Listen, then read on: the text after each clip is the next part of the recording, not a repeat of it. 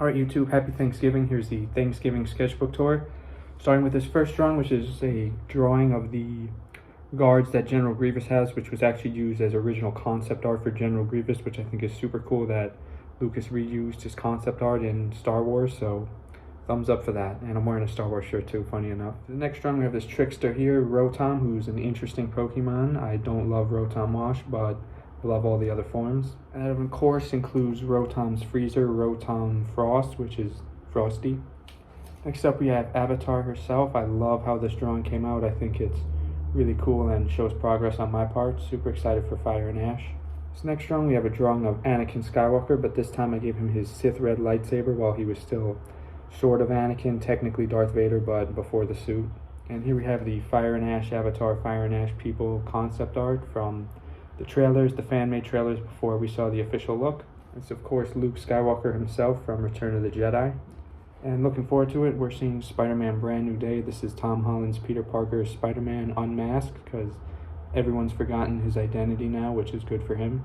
This drawing is my good friend Alex Aurelius as a Black Panther style, which I think is really cool, so this is definitely a creative and drippy drawing in my opinion. We have Starlight from The Boys in ultimate form, sort of, that's why it's all white. Just kidding, it's all white because I was too lazy to color it in.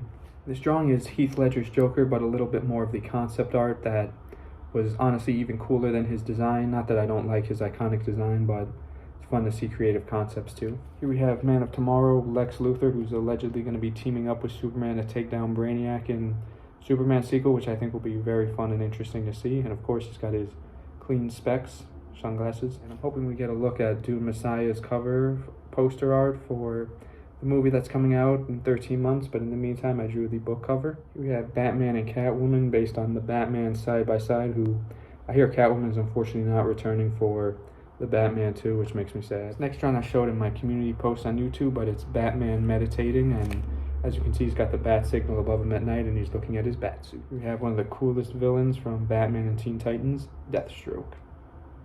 This next drawing, we have the Court of Owls leader, I believe, Talon, who I think might be a villain in the Batman Part 2. I hope he is, because I've heard all about the Court of Owls, have yet to read the book, but definitely intrigues me, and I think Court of Owls concept art or Talon's suit is black, but I didn't have black pencil, but I think this sort of albino yin to the yang work looks cool. And here we have venomed up, juiced up Bane, who similarly I gave him an albino mask because I run out of black color pencils very fast, but I think it sort of works because it sort of looks like the Court of Owls mask, which in my next Batman movie pitch, Bane may be working with them. Here we have Zoe Kravitz's Catwoman, who again sad she won't be returning for the Batman Part 2, but I have heard she's getting her own series on HBO from the same universe, so that speaking of the Batman series, here we have Penguin himself, not super based off the Batman's Penguin, but a little bit more the classic Penguin fused with other penguins.